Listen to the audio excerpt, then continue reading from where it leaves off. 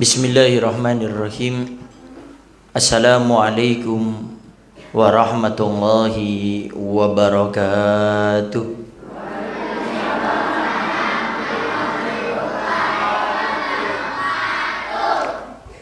Alhamdulillah. Alhamdulillahi rabbil alamin. Wassalatu wassalamu ala asyrafil anbiya'i wa mursalin Sayyidina wa habibina wa syafi'ina wa qurrati a'yunina wa nuri qulubina Muhammad habibi rabbil alamin wa ala alihi wa sahbihi ajma'in. Allahumma salli wa sallim ala sayyidina Muhammad tibbil qulub wa dawaiha wa afiyatil abdani wa shifaiha wa nuril absari wa diyaiha wa kutil arwah wa gidaiha wa ala alihi wa sahbihi wa sallim. Allahumma ja'al sarirati khairan min alaniyati wa ja'al alaniyati salihah, amma ba'du. Al-mukarram al-muhtaram yang sama-sama kita muliakan dan kita hormati selalu, para alim, para ulama, para asatidah, penyambung lisan sekaligus penerus perjuangan Nabi kita Muhammad sallallahu alaihi wa ala alihi wa sahbihi wasallam, yang kita doakan selalu mudah-mudahan para ustadz, para kiai, para ulama, para habaib kita diberikan panjang umur oleh Allah dalam keadaan sehat walafiat. Allah subhanahu wa ta'ala berikan kemudahan kepada beliau, baik itu urusan dunia maupun urusan akhiratnya. Allah subhanahu wa ta'ala jauhkan beliau-beliau semuanya daripada fitnah yang terjadi di akhir zaman ini, insyaallah. Amin, amin ya rabbal. Dan juga tidak mengurangi rasa hormat kami kepada segenap para sepuh, para tokoh masyarakat, para ustadz, dan segenap aparat pemerintahan desa, baik itu Pak RT, Pak RW, dan juga segenap para orang tua kami, para bapak dan ibu-ibu, para hadirin wal hadirat, yang mudah-mudahan kita semuanya selalu diberikan kemuliaan oleh Allah Subhanahu wa taala. Alhamdulillah, pada sore hari ini kita berkumpul di tempat ini untuk sama-sama memperingati daripada peristiwa agung yang sampai Allah abadikan dalam Al-Quran, yaitu peristiwa Isra dan Mi'raj Nabi kita Muhammad sallallahu alaihi wasallam. Berbicara masalah peringatan Isra Mi'raj ini adalah suatu yang penting, karena di dalam Al-Quran Allah subhanahu wa ta'ala sudah berfirman, wa may yu'adzim syairallaha fa innaha min taqwal qulub. Dan barang siapa di antara manusia yang yu'adzim, membesarkan, mengagungkan daripada syair Allah, daripada syiar-syiarnya Allah, fa innaha min taqwal qulub, itulah ketakwaan yang sungguhnya. Dan di antara syiar-syiar Allah adalah bagaimana umat ini kenal dengan Nabi Muhammad sallallahu alaihi wasallam. Karena tidak mungkin kita ini kenal dengan Allah melalui dengan kita mengenal Nabi Muhammad sallallahu alaihi wasallam. Yang menjadikan kita saat ini bisa bersaudara antara satu dengan yang lainnya adalah melalui Nabi Muhammad. Bagaimana kita bisa menghormati, menghargai antara si kaya dengan si miskin, si alim dengan orang yang tidak alim, dengan penguasa, pejabat dengan rakyat biasa, itu adalah Nabi Muhammad sallallahu alaihi wasallam. Bahkan para ulama mengatakan kalau bukan karena Nabi Muhammad, maka mungkin kita tidak kenal Islam pada saat ini. Kalau bukan karena Nabi Muhammad, kita tidak mengenal siapa itu Allah yang Maha Esa. Karena berkah Nabi Muhammad, maka bisa kita duduk pada saat ini untuk bisa saling berkumpul di tempat ini, saling mencintai karena Allah Subhanahu wa taala. Oleh karenanya, dengan kita memperingati Isra dan Mi'raj ini, hakikatnya ini kita ingin mengenalkan, mendekatkan diri kita, siapa sih itu Nabi Muhammad. Kalau bukan di momentum-momentum seperti ini, di peristiwa-peristiwa seperti ini, di bulan Rajab, orang lebih mengenal Nabi Muhammad melalui Isra Mi'raj. Entah di bulan Maulid, kemarin kita mengenalkan umat ini kepada Nabi Muhammad. Entah di bulan Muharram kita kenalkan umat ini dengan peristiwa hijrahnya Nabi Muhammad SAW. Yaitu memang momentumnya seperti itu. Karena kalau bukan di waktu-waktu seperti ini, jarang kita bisa mengenal Nabi Muhammad secara detail, secara khusus. Apalagi kadang-kadang kita semuanya ini hadir majelis taklim jarang. Terkalahkan kita dengan kesibukan kita masing-masing, dengan toko kita, dengan kantor kita, dengan warung kita, dengan bisnis kita, sehingga tidak ada waktu kita mengenal Nabi Muhammad. Sehingga kalau bukan di waktu-waktu yang seperti ini, mau kapan kita kenalkan Nabi Muhammad SAW? Oleh karenanya penting bagi kita untuk mengenal Nabi Muhammad melalui peristiwa-peristiwa seperti ini. Entar kita masuk bulan Muharram, kita kenalkan diri kita kepada peristiwa hijrahnya Nabi Muhammad SAW dari Mekah menuju Madinah. Hijrahnya Nabi. Dikenalkan apa itu hijrahnya Nabi, latar belakangnya apa, kejadiannya apa saja. Kemudian di dalam Nabi menuju ke sana, perjuangan apa yang Nabi lakukan. Kemudian tatkala Nabi sampai di Madinah, apa yang Nabi lakukan. Umat akan lebih dikenalkan dengan peristiwa daripada hijrahnya Nabi Muhammad tatkala momentum tersebut. Kemudian termasuk bulan Maulid, kita kenalkan diri kita, siapa itu sosok Nabi Muhammad, sifatnya apa saja. Apakah Nabi selamanya itu hidupnya cuma jadi orang pemaaf? Apakah Nabi pernah marah? Apakah Nabi pernah melakukan ketegasan dalam hidupnya? Ada semuanya. Sehingga kalau ada orang mengatakan Nabi Muhammad tuh dalam hidupnya pemaaf semuanya, ini karena mungkin jarang hadir majelis taklim, khususnya dalam peristiwa daripada kelahirannya Nabi Muhammad SAW. Nabi dalam hidupnya pernah marah. Bahkan dikatakan Nabi itu dikatakan bahwasanya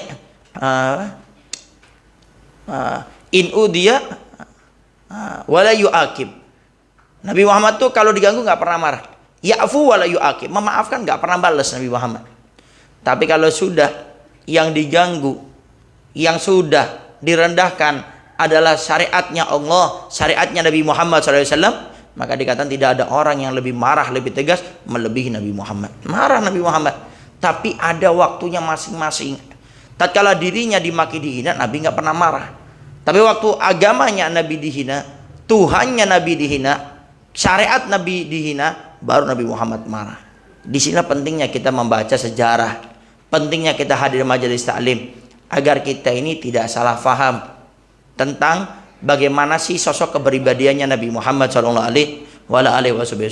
Khususnya yang pengen Al-Fagir tekankan ini, dengan peristiwa Isra Mi'raj ini, ayo kita kenalkan anak kita dengan Nabi Muhammad. Ini yang penting. Sekarang coba Bapak Ibu renungi coba.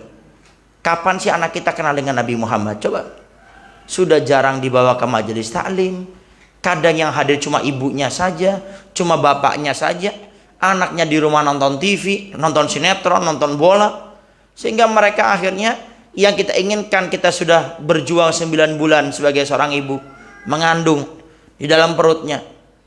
Kemudian setelah itu melahirkan antara hidup dan mati. Kemudian setelah itu diberi ASI selama 2 tahun. Kemudian setelah itu kita mengharap anak ini akan menjadi anak yang soleh dan soleha, berbakti, menyenangkan kita. Tetapi setelah itu terbalik itu semuanya. Tidak sesuai apa yang kita inginkan. Kenapa? Karena kita tidak mengenalkan anak kita dengan Nabi Muhammad. Kalau anak kita kenal dengan Nabi Muhammad, dia akan tahu, ini orang tua saya bukan sembarangan manusia. Dia yang mengandung saya. Dia memperjuangkan antara hidup dan matinya untuk saya. Dia berikan asinya kepada saya. Kemudian ayah saya.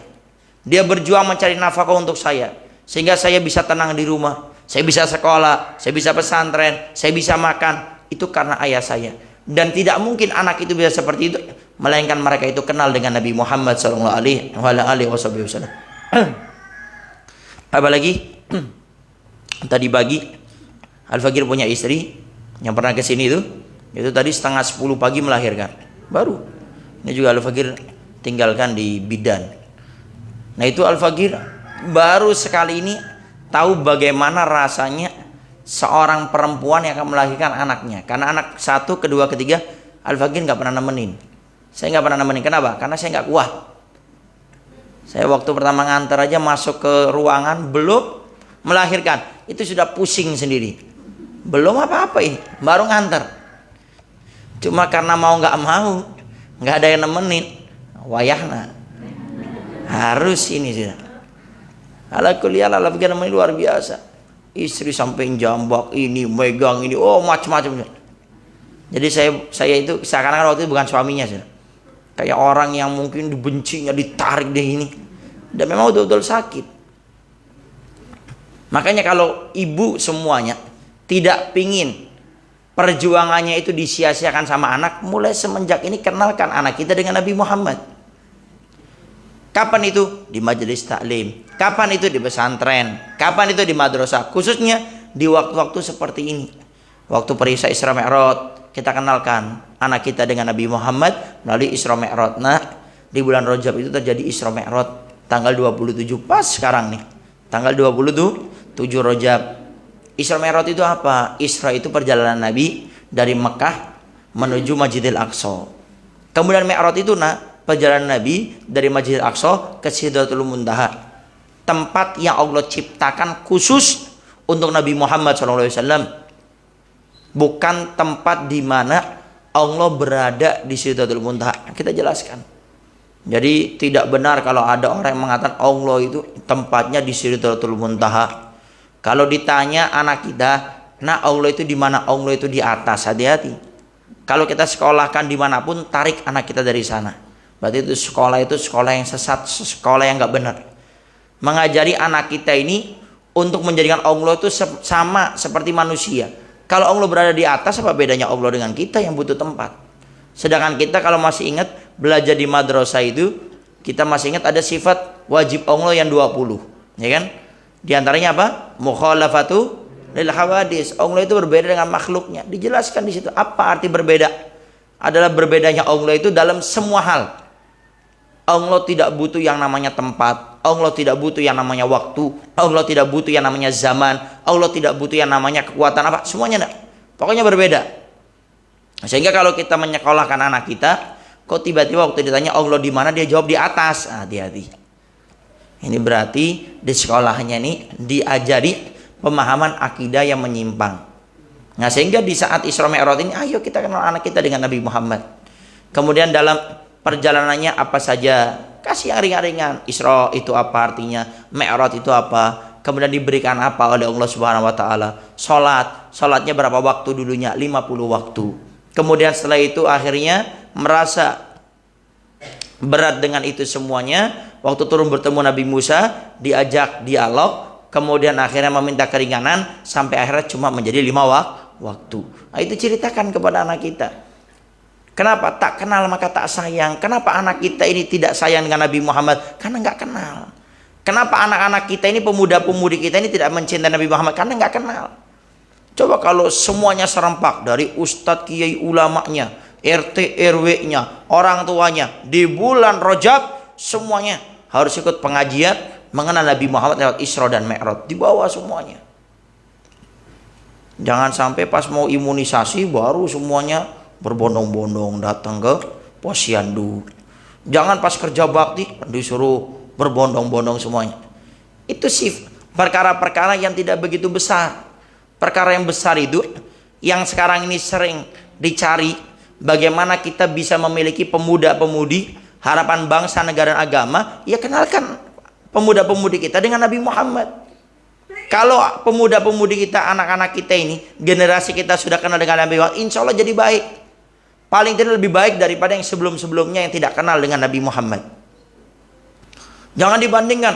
Ustadz ada kok yang dia itu dulu pernah mondok, yang dia itu punya titel, kenal dengan agama, tapi dia waktu di pemerintahan korupsi. Coba kalau kita jujur, hitung-hitungan tuh dihitung secara rata. Jangan satu dijadikan sampel untuk menghukumi semuanya. Ini nggak adil namanya. Coba kumpulkan orang-orang yang kenal dengan Nabi Muhammad dengan orang yang tidak kenal dengan Nabi Muhammad. Anda lihat bagaimana akhlaknya di antara kedua kelompok tersebut. Bagaimana mereka melaksanakan kewajiban kepada Allah Subhanahu wa taala. Bagaimana mereka meninggalkan segala sesuatu yang dilarang oleh Allah Subhanahu wa taala. Bagaimana kehidupan mereka dengan warga, dengan masyarakatnya. Coba lihat. Pasti lebih baik orang-orang yang mengenal dengan Nabi Muhammad. Makanya kenapa anak-anak kita ini main bola sampai bajunya harus ada nama pemain bola itu. Negaranya harus itu. Bahkan kalau bisa itu minta tanda tangannya. Kenapa? Karena mereka lebih mengenal mereka daripada Nabi Muhammad. Mereka lebih mencintai mereka, yaitu artis pemain bola, daripada Nabi Muhammad. Kenapa? Karena mereka lebih mengenal kepada artis pemain bola. Apalagi sekarang nih ada lagi yang orang Islam katanya malah lebih cinta nonton apa itu, sinetron Korea, sinetron Jepang, atau macam-macamnya lah yang aneh-aneh. Bahkan ada ibu-ibu pengajian yang ikut YouTube-nya gitu, diikuti episode 1, episode 2, episode 3. Kemudian komplain, enggak apa-apalah, bapak juga nonton India. Ya jangan diikuti. Kalau suaminya yang tidak baik tidak usah diikuti, tapi waktu suaminya menyampaikan yang baik itu yang diikuti. Ini yang membuat kita punya generasi anak-anak kita rusak ini karena tidak kenal dengan Nabi Muhammad. Nah, di momentum Isra Mi'raj ini ayo kita bawa anak-anak kita kenalkan Nabi Muhammad, khususnya yang punya anak-anak di antara usianya 3 sampai 9 tahun. Tolong sebelum tidur kenalkan anak kita dengan Nabi Muhammad. Bawa cerita-cerita yang pendek saja. Kenalkan Isra Mi'raj dengan versi yang pendek kepada mereka sebelum tidur. Kenapa? Kata ahli psikologi ini, saya pernah mendengarkan ahli psikologi ini, dia mengatakan anak itu akan mudah untuk menghafal dan mendengarkan dari apa yang disampaikan oleh orang tuanya itu sebelum tidur. Maka biasanya sebelum tidur tuh orang tua itu membawa buku cerita diceritakan sampai anaknya tertidur. Kenapa? Satu, mereka itu dalam keadaan nyaman, dalam keadaan santai. Kedua, yang mereka pikirkan itu tidak ada, cuma satu, tidur aja. Nah, tatkala itu diberikan yang seperti itu akan sangat menggugah hati mereka. Makanya mulai saat ini, ayo ibu-ibu harus kenal dong. Jangan sampai kita pengen mengenalkan anak kita sama Nabi Muhammad, ibunya tidak kenal sama Nabi Muhammad. Gimana mengenalkannya? Ya udah kalau gitu Beb, Habib Novel sebelum anak saya tidur, Habib Novel cerita ya di rumah saya kepada anak saya. Kalau satu mending, kalau sekampung gitu semua, apa anda rontok tulang saya. Nah, sehingga ibu-ibunya dulu harus kenal dengan Nabi Muhammad. Bawa cerita-cerita, kalau ada anak kita ini cinta sama pemain bola, sampai kalau nendang tuh menyebutkan namanya, tendangan ini, out, nggak masuk loh. Mereka sudah kenal dengan mereka, makanya mereka cinta. Nah, sekarang kita rubah. Nah, pemain bola yang kamu banggakan tuh bisa apa sih? Oh bu, dia kalau nendang tuh pasti masuk. Kalau free kick, kalau mereka mau nendang dalam pelanggaran, pasti 99% masuk. Oh, hebat. Kalau giring bola itu kayak ada lemnya, nggak bisa lepas bolanya dari kakinya dia. Nah, kalau itu mah kecil nak. Kamu tahu Nabi kita Muhammad SAW itu orangnya kuat. Kalau dia macam bawa ini kuat luar biasa. Pernah suatu saat nak, ada orang yang bernama Rukana. Rukana ini nak, orangnya kuat luar biasa. Diceritakan waktu dia ini lagi olahraga, main banting-membanting, semua sahabat Nabi dibanting sama dia. Kalah semuanya. Sehingga akhirnya ditantang sama Rasulullah. Wahai Rukana, ayo lawan saya. Lalu Rukana mengatakan, ya Rasulullah, saya tidak enak lawan kamu ya Rasulullah. Maksudnya apa? Saya nggak enak, masa Rasulullah saya banting katanya. Cara tidak langsung menyindir seperti itu. Kata Rasulullah SAW, Rukana ayo. Karena Nabi yang minta dilakukan. Baru Rukana memegang daripada tangannya Nabi, Rukana langsung dibanting oleh Rasulullah. Baru dipegang. Kaget Rukana. Ya salam. Ini saya dibanting sama Rasulullah. Ya Rasulullah, coba yang kedua kali ya Rasul. Yang kedua kali Rukana ini siap-siap. Kuda-kudanya ini makin kencang ini. Baru pegang, langsung dibanting lagi sama Rasulullah. Kemudian setelah itu Rukana mengatakan, ya Rasulullah, satu kali lagi. Kalau engkau bisa banting saya ya Rasulullah, saya ngaku kalah denganmu. Baik, kata Rasul. Rukana ini makin siap-siap, ototnya dikuatkan semuanya. Kuda-kudanya dikuatkan semuanya.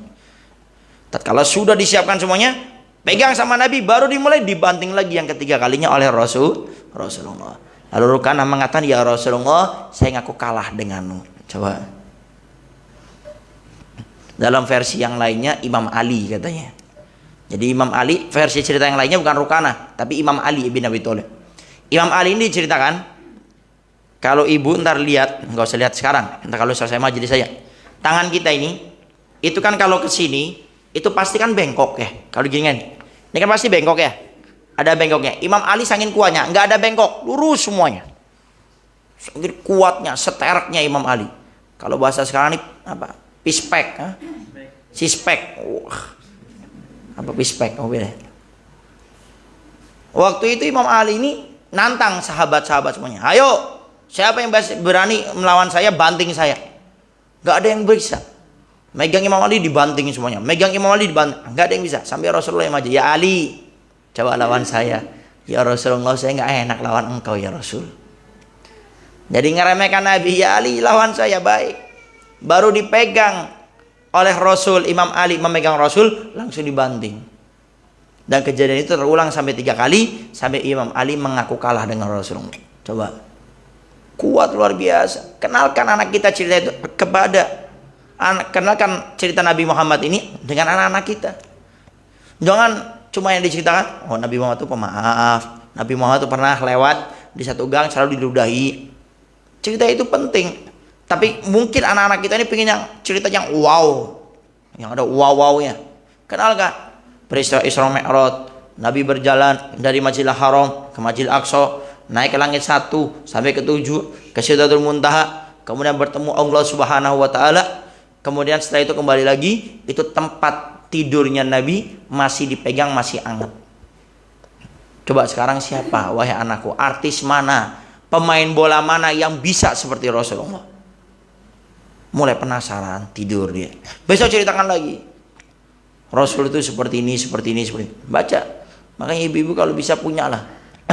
Ada kitab namanya Muhammad Insanul Kamil.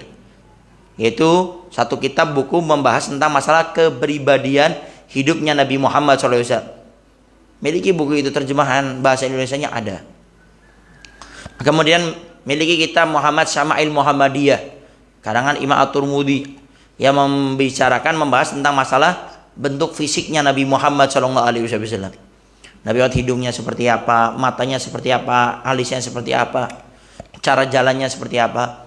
Kemudian miliki juga tentang masalah hikmah dibalik kehidupannya Nabi Muhammad SAW. Namanya kitab Fiqhus Sirah, karangan Syekh Ramadan Al-Buti. Baca. Kenapa sih Nabi Muhammad kok ayahnya meninggal waktu Nabi 2 bulan di kandungan ibunya? Kenapa sih Nabi Muhammad itu ibundanya meninggal waktu Nabi berusia baru kecil 6 tahun? Kenapa sih anak-anak Nabi Muhammad yang laki-laki itu semuanya meninggalnya waktu mereka masih kecil, nggak ada yang sampai dewasa? Kenapa sih Nabi Muhammad diutus kepada kaum Arab? Kenapa tidak diutus sama kaum Sunda, orang-orang Kuningan? Kenapa harus kepada kaum Arab? Oh, itu dibahas di situ. Kemudian memiliki kitab Sirah Nabawiyah, karangan Syekh Rohim Maktum, yang dikatakan itu buku juara 1 menulis tentang sejarah kehidupan Nabi Muhammad SAW.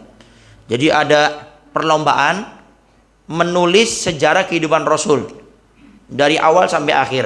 Setelah itu dikumpulkan kitab-kitabnya, buku-bukunya, yang menang itu milik beliau. Itu komplit.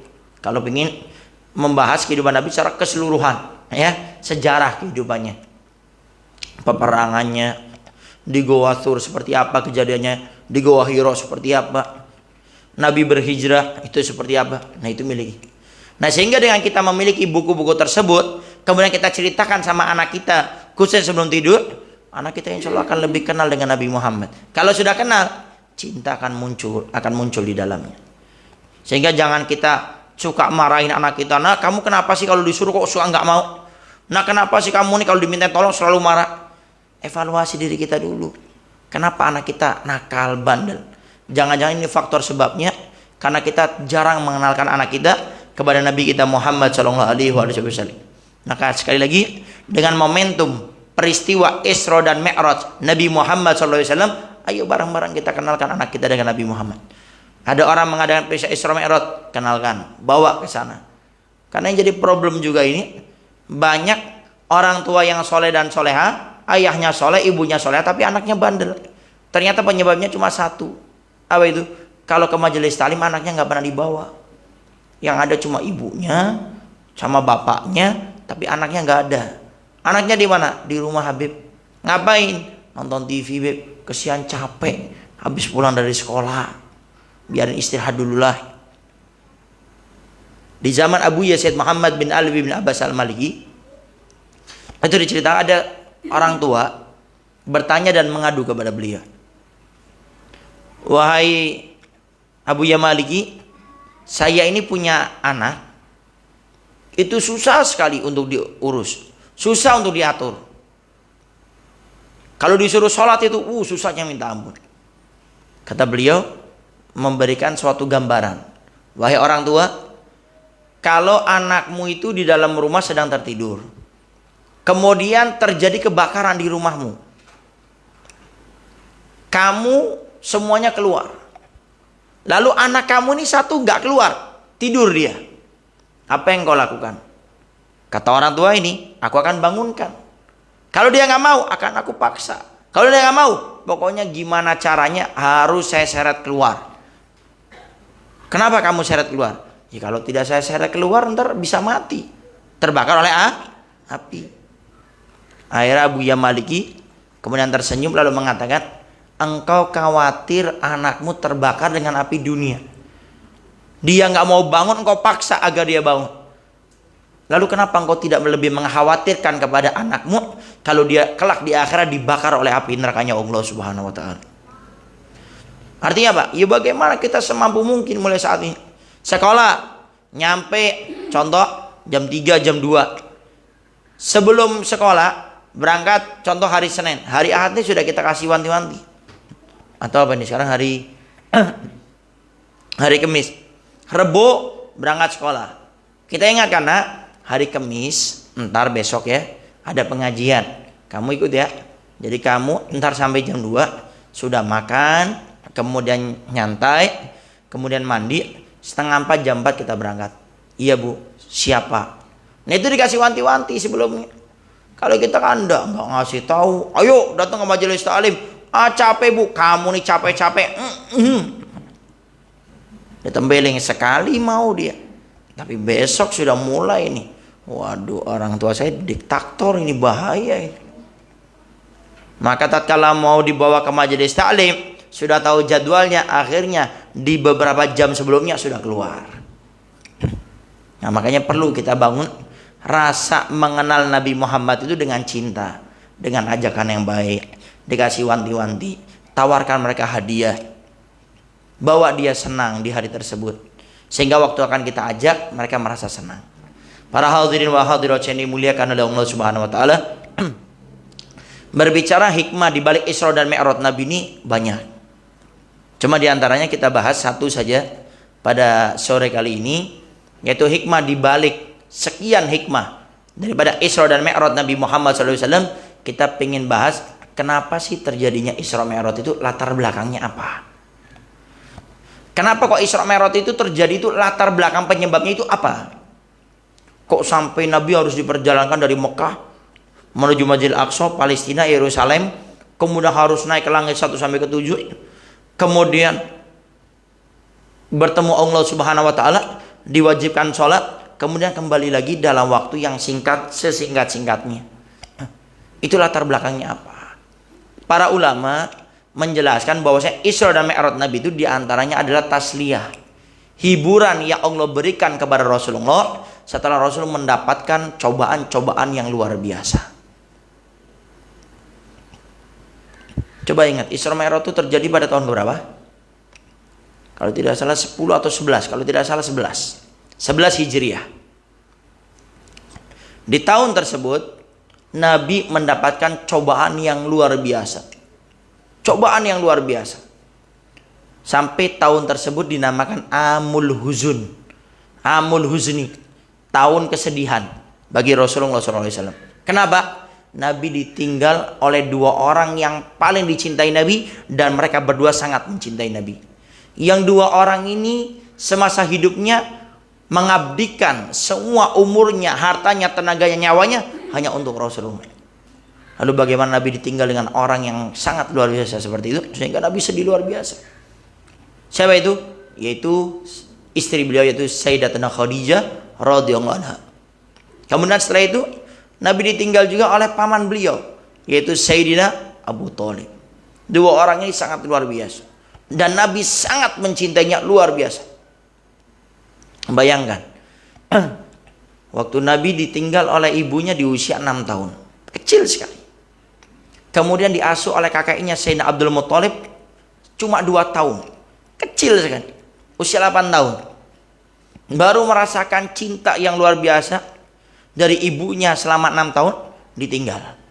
Baru merasakan 2 tahun cinta yang luar biasa dengan kakeknya beliau Sayyidina Abdul Muthalib ditinggal. Kemudian akhirnya didiskusikan. Anak-anak Sayyidina Abdul Muthalib ini berdiskusi, paman-paman Nabi, siapa yang akan memelihara, siapa yang akan menanggung, menjamin, mengajak Nabi Muhammad di dalam keluarganya.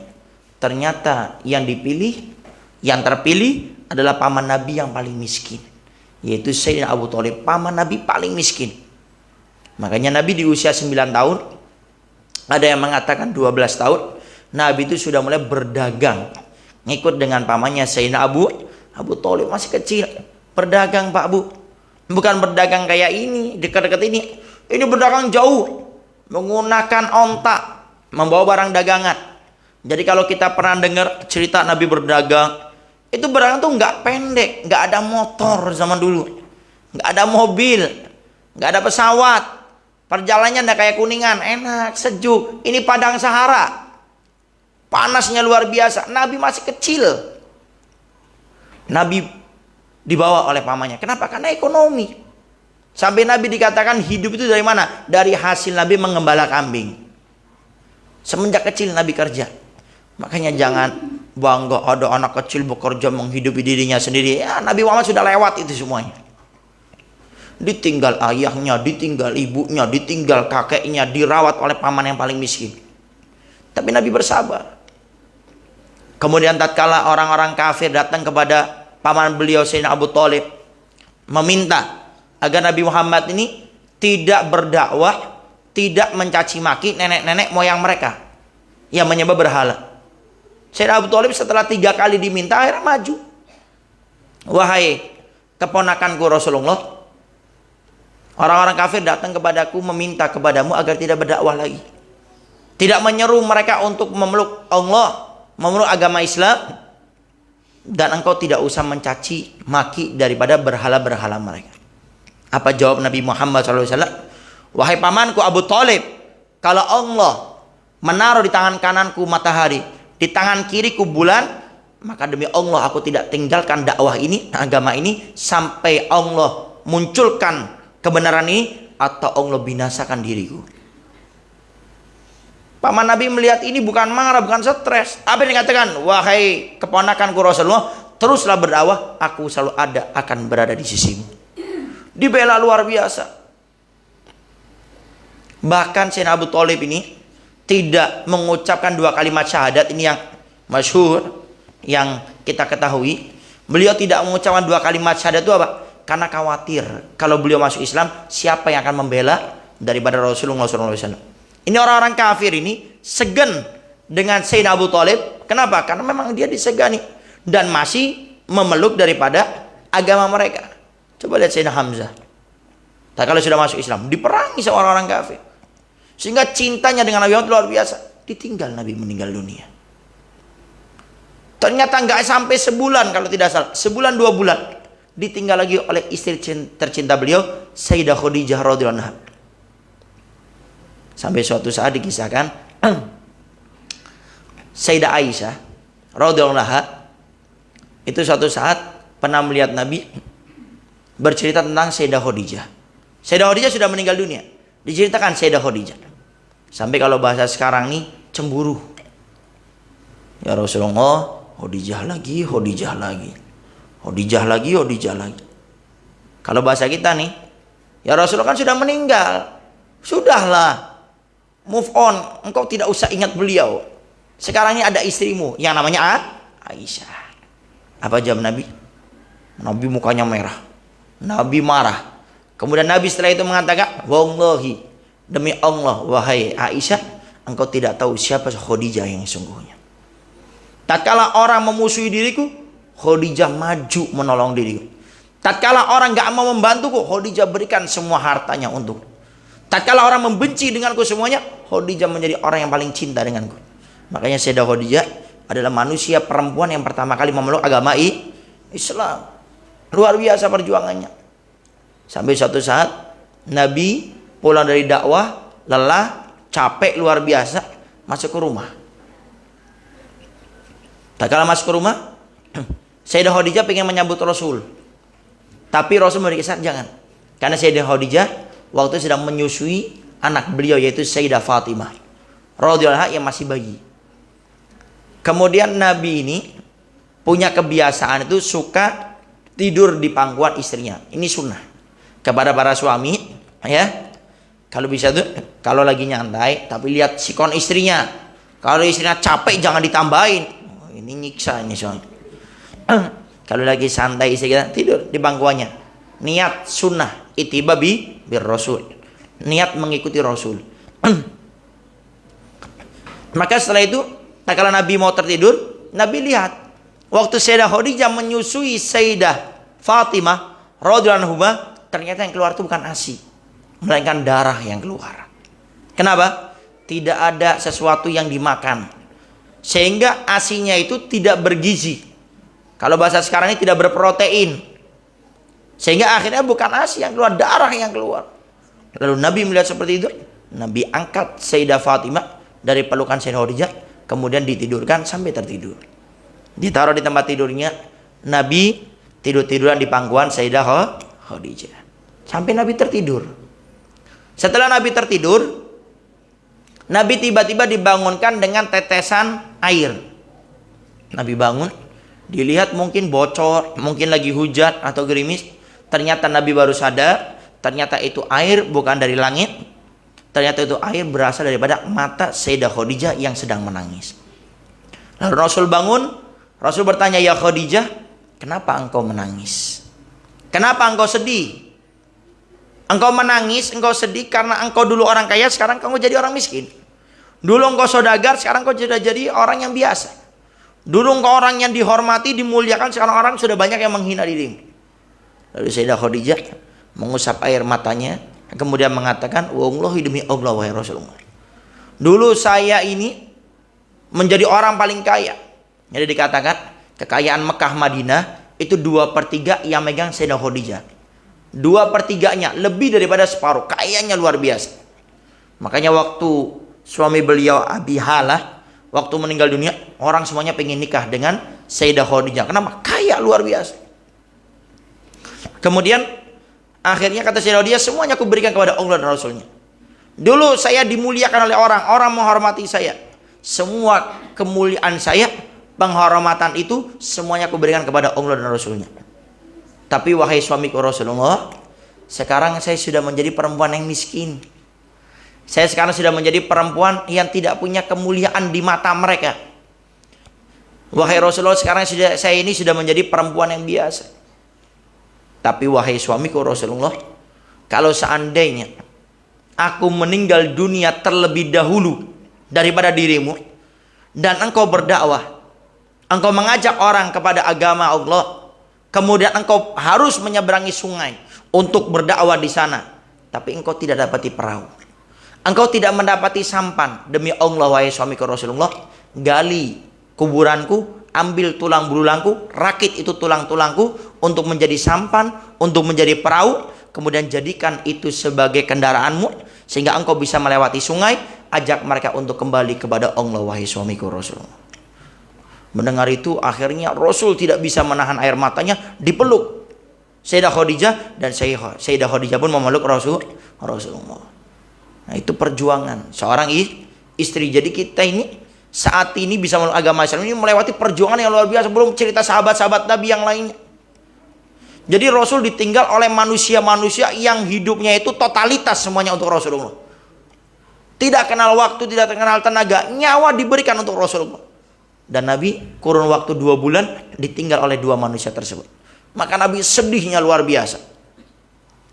Tapi dalam kitab Fiqh Sirah karangan Syekh Ramadan Al-Buti, dinamakan Amul Huzun itu bukan faktor sebab utamanya, kata beliau. Syekh Ramadan Al-Buti mengatakan, kenapa itu dinamakan Amul Huzun? Itu bukan hanya sekedar menceritakan tentang wafatnya Sayyidina Abu Thalib dan Sayyidah Khadijah, tapi itu adalah masa di mana Nabi sulit untuk berdakwah katanya. Karena setelah ditinggal 2 orang ini, Nabi dakwahnya sulit sekali. Karena tidak ada orang-orang yang mendampingi, yang membela Rasulullah waktu itu. Makanya dinamakan amuk huzun. Di antara hikmahnya, kata Syekh Rahmat Al-Buti seperti itu. Jadi Nabi bersedih juga karena dakwah itu menjadi terhambat waktu itu. Jadi Nabi ditinggal oleh 2 manusia yang sangat cinta sama Nabi. Melihat kesedihan tersebut, akhirnya Allah Subhanahu wa taala Isra dan Mi'rajkan Nabi kita Muhammad sallallahu alaihi wasallam untuk dihibur. Makanya Nabi waktu perjalanan Isra dari Mekah menuju Masjidil Aqsa, berkali-kali Nabi disuruh singgah. Ya Rasulullah, singgah engkau di sini untuk sholat 2 rakaat. Kemudian dijelaskan tempat ini tempat apa dulunya. Kemudian berjalan lagi, ya Rasulullah, singgah engkau di sini sholat 2 rakaat. Karena dulu di sini tempatnya adalah ini. Semuanya diceritakan. Jadi Nabi dalam kesedihannya dihibur oleh Allah melalui malaikat Jibril. Makanya ini ambil pelajaran, kalau kita tidak bisa menghibur orang dengan kesedihannya, jangan putus asa. Cari orang yang bisa menghibur dia siapa. Sehingga akhirnya dihibur luar biasa sama malaikat Jibril alaihissalam. Nah, hikmah daripada Isra Mi'raj ini apa? Kalau kita itu beribadah kepada Allah, kalau kita sedang berdakwah, mengajak orang dalam kebaikan, kita sedang beristiqomah dalam berhijrah, kemudian orang banyak yang mencaci maki kita, orang banyak yang menggunjing kita, orang yang banyak memfitnah kita, maka sadari di balik itu semua ada pertolongan Allah Subhanahu wa taala. Oleh karenanya, di dalam hadis kitab Hadis Arba'in Nawawiyah bisa dilihat kalau tidak salah di hadis ke-19, di sana Nabi Muhammad SAW mensabdakan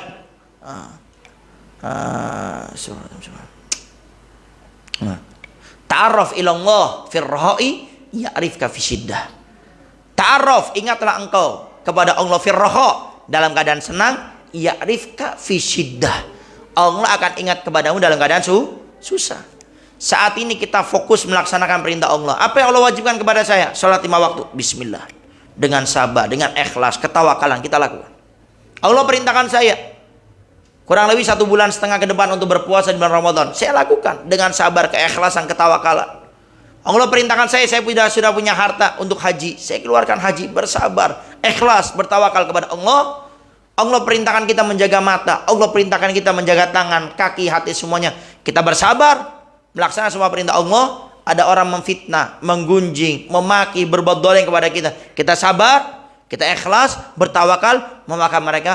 Allah dengan janjinya, ya'rifka fi syiddah. Allah tidak akan lupa kepadamu dalam keadaan susah.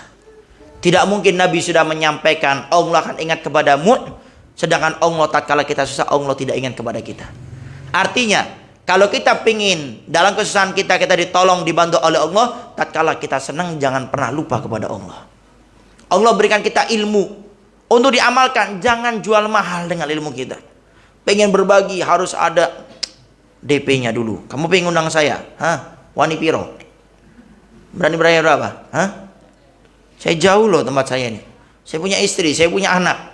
Gak usah diomongin, semuanya tahu. Sehingga jangan jual mahal dengan ilmunya. Orang punya harta, jangan pelit. Berbuat baiklah, gak usah sok merasa harus dikasih proposal dulu. Gak usah harus didatangi rumahnya dulu. Surga itu harganya mahal, Pak, Bu. Makanya kalau ingat guru kita Buya itu selalu menekankan tidak ada keropak yang berjalan di Al-Bahajar. Kenapa? Karena yang namanya surga itu mahal. Kamu kalau pengen surga, datang itu keropak, datang itu kotak amal. Kalau engkau pengen surga, nggak ada surga mendatangi dirimu. Surganya jalan-jalan, nggak ada. Kata Nabi, surga itu harganya mahal. Kamu pengen surga, datangi itu kotak amal. Bukan kotak amal yang mendatangi dirimu. Kenapa? Surga itu harganya mahal. Bayangkan, dalam hadis Nabi ceritakan, ada seorang hamba di surga melihat pohon anggur tinggi. Dia cuma berkata di hatinya, ya Allah, coba pohon anggur ini bisa merendah, saya bisa ambil dengan mudahnya. Belum berbicara, belum ngomong, tiba-tiba pohon anggur merunduk dengan sendirinya, sampai dia tinggal metik, nggak usah ngapa-ngapain, tinggal gini aja. Sekarang cari, Pak Bu, hotel paling mahal, paling bagus sedunia, restoran paling enak, paling mahal sedunia. Ibu nggak usah ngomong. Ada makanan nih, semua makanan paling enak sedunia. Ibu nggak usah ngomong. Kira-kira dilayani enggak? Bingung, mau yang mana? Bu, mau yang mana? Pak, mau yang mana? Nggak jawab. Bingung. Tapi di surga nggak usah pakai ngomong. Kita cukup di hati, Allah berikan semuanya. Bahkan dalam cerita tersebut, kalau kita ngambil anggur yang pertama kita makan, manggil anggur yang kedua, itu sama bentuknya, pohonnya sama, rantingnya sama, tapi rasanya beda. Tapi bedanya bukan beda versi dunia. Kalau beda versi dunia, satu manis, satu kecut. Jeruk sama-sama ini, bentuknya sama, plastiknya sama, satu manis, satu kecut. Atau satunya kematangan. Apa kematangan? Gemedung. Apa kalau? Gemading. Oh, bukan itu yang buat nulis-nulis mading, bukan? Gemading. Itu di surganya Allah Subhanahu wa taala. Sehingga tatkala kita beribadah kepada Allah, isbir, bersabar, ikhlas, tawakal kepada Allah. Ada orang menghina kita waktu kita berhijrah. Tadinya kita tidak pernah pakai kerudung, sekarang kita berusaha pakai kerudung, istiqomah. Dulunya kita jarang sholat, sekarang sudah mulai belajar sholat. Dulunya kalau sholat di rumah, sekarang mulai istiqomah berjamaah di masjid, di musola. Tadinya saya galak sama suami, sekarang mulai berhijrah di istri yang soleh. Dulunya saya suami yang ringan tangannya dengan istri saya, sekarang sudah berusaha untuk berhijrah. Ternyata banyak orang yang mencemooh, menghina, mengutik kehidupan kita. Maka isbir, bersabarlah, maka Allah akan berikan pertolongan karena sabarnya kita dalam melaksanakan perintahnya Allah Subhanahu wa taala. Ingat, di dalam kesusahan Allah akan berikan kemudahan. Jangan pernah kita ragu. Walaupun seluruh dunia meninggalkan kita, tidak menolong kita dalam kesusahan kita, ingatlah disitulah pertolongan Allah akan datang kepada kita. Tapi ingat syaratnya, penuhi dulu syarat Allah akan tolong kita. Dengan setiap kita bahagia, senang, selalu ingat kepada Allah. Waktu sehat, laksanakan kewajiban semuanya, tinggalkan semua yang dilarang oleh Allah. Waktu kita sudah tua, waktu kita sudah merasa rentak, nggak bisa apa, Allah akan kirimkan orang yang membantu kehidupan kita di masa tua kita. Kita pernah membaca kitab namanya fikih, namanya kitab Abu Suja. Kitab fikih Abu Suja, syarah daripada kitab Fathul Qori. Itu bagaimana pengarang Abu Suja itu beliau berusia 120 tahun. Ada yang mengatakan 160 tahun. Giginya semuanya ini masih ada. 120 tahun. Ada yang mengatakan 160 tahun. Giginya, kalau bahasa sekarang nih, matanya nih masih tajam, nggak pakai kacamata, nggak pakai. Kemudian tangannya, kakinya masih kuat semuanya. Sehingga ditanya, wahai Imam Abu Suja, kamu ini luar biasa. Usia kamu 120 tahun. Tapi gigi kamu masih utuh semuanya. Nggak ada yang keropos, tuh nggak ada. Mata kamu masih tajam. Pendengaran kamu masih kuat. Semuanya masih sehat. Resepnya apa, wahai Imam Abu Suja? Kata beliau, saya menjaga nikmat Allah di masa saya muda, di masa tua Allah yang menjaga nikmat yang diberikan kepada saya. Di masa muda semua anggota tubuh saya jaga untuk tidak bermaksiat kepada Allah. Tapi kalau saya sudah tua, sudah rapuh, Allah yang menjaga semua tubuh saya. Maka ingat, sekarang ayo pada saat ini yakini hidup kita di dunia nggak lama, Pak Bu. Sehingga jangan sampai gara-gara masalah rezeki, gara-gara masalah dagangan sepi, kerja di PHK, suaminya nggak dapat orderan kerjaan, kemudian kita komplain, hidup kita cuma sebentar. Maka jangan kita korbankan hidup kita yang sebentar ini sampai kita tinggalkan kenikmatan akhirat, kenikmatan surga. Sabar melaksanakan semua perintah-perintah Allah, sabar melaksanakan semua yang dilarang oleh Allah, sabar dari semua gangguan lisan, mulut, lidah manusia semuanya. Maka Allah akan berikan pertolongan, dan kelak di akhirat Allah akan berikan kita kebahagiaan tiada tara dengan surganya Allah Subhanahu wa taala. Dan mudah-mudahan kita semua adalah termasuk orang-orang yang diberikan kesabaran oleh Allah, keikhlasan oleh Allah, bertawakal selalu kepada Allah, dan kelak di akhirat Allah akan memberikan kepada kita nikmat surganya bersama Nabi kita Muhammad sallallahu alaihi wasallam. Para hadirin wal hadirat yang dimuliakan oleh Allah Subhanahu wa taala, mungkin itu saja yang bisa Al-Bagir sampaikan. Intinya, ayo mulai saat ini kenalkan diri kita dengan Nabi Muhammad melalui semua peristiwa-peristiwa di balik kehidupan Nabi Muhammad. Khususnya pada saat ini peristiwa Isra Mi'raj. Anak-anak kita ingatkan dengan Nabi Muhammad melalui peristiwa Isra dan Mi'raj. Hadirkan dalam diri kita, anak kita amanah, bukan bonus dari Allah, sehingga itu ada tanggung jawabnya kelak di hari kiamat. Kemudian yakini tidak ada manusia yang hidupnya itu senang semuanya. Ada manusia pasti yang hidupnya senang, ada juga manusia yang hidupnya tidak senang. Tapi tatkala kita menjadi orang-orang yang selalu bersabar, ikhlas, bertawakal kepada Allah, dan mengingat hidup kita ini tidak lama, hidup kita ini sementara, insya Allah kita bisa melalui hidup kita ini dengan penuh kebahagiaan sampai kita di surga bersama Nabi kita Muhammad Sallallahu Alaihi Wasallam. Itu saja yang bisa Al-Bagir sampaikan. Kurang lebihnya Al-Bagir minta maaf. Mudah-mudahan semua dosa-dosa kita semuanya diampuni oleh Allah Subhanahu Wa Taala. Berkah daripada kita mengadakan Isra dan Mi'raj Nabi Muhammad Sallallahu Alaihi Wasallam. Dan mudah-mudahan peristiwa Isra Mi'raj ini menjadikan kita makin dekat dengan Nabi Muhammad, makin kenal dengan Nabi Muhammad, makin cinta dengan Nabi Muhammad. Dan mudah-mudahan Allah Subhanahu Wa Taala memberikan kita kemudahan untuk bisa mengidolakan Nabi Muhammad, mengikuti Nabi Muhammad, dan menjadikan Nabi Muhammad adalah idola kita selama-lamanya. Dan mudah-mudahan Allah Subhanahu Wa Taala memberikan kepada kita sebagai orang tua kekuatan untuk mendidik anak kita, mengenalkan anak kita dengan agama, dengan Nabi Muhammad SAW, dan menghadirkan diri kita semuanya bahwasanya kita sebagai orang tua punya tanggung jawab, yaitu anak kita sebagai amanah dari Allah, bukan bonus dari Allah Subhanahu Wa Taala. Dan mudah-mudahan dengan peristiwa Isra dan Mi'raj kita pada sore hari ini, mudah-mudahan semua hajat kita, keinginan kita, doa kita, harapan kita, semuanya dikabulkan oleh Allah Subhanahu Wa Taala. Rabbana atina fid dunya hasanah wa fil akhirati hasanah wa qina adzabannar. Wa sallallahu ala sayyidina Muhammadin wa ala alihi wasallam. Walhamdulillahi rabbil alamin. Kurang lebihnya Al-Bagir minta maaf dan mohon doanya selalu. Akhirul kalam. Assalamualaikum warahmatullahi wabarakatuh.